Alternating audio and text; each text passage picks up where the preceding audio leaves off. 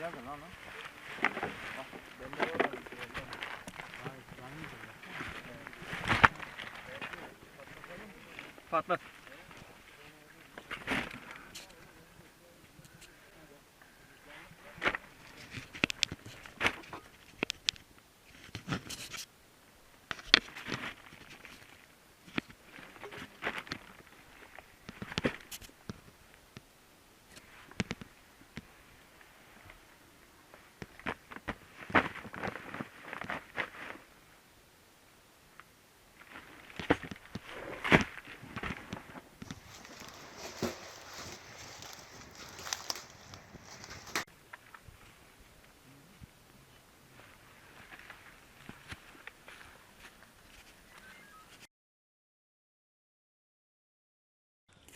Yalnız.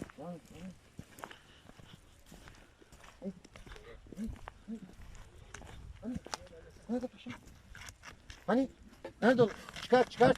Çıkar. Hani nerede? Nerede? Köpeğin tepki vermiş olduğu yer. Allah. Kesmemize gerek var mı?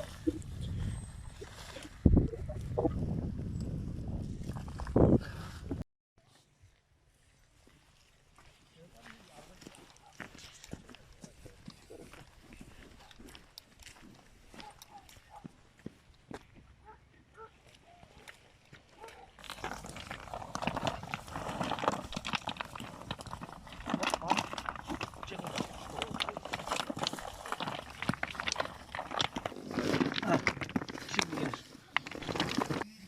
Abi top ver ama sen.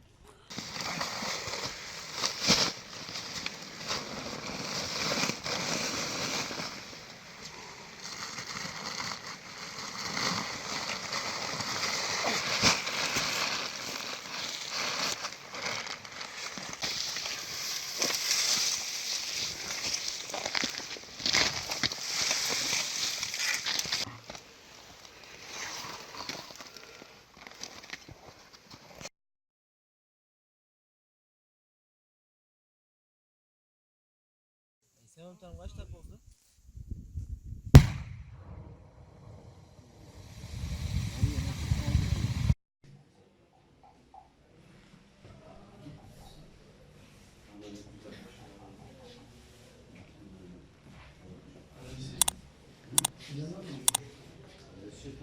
Thank you.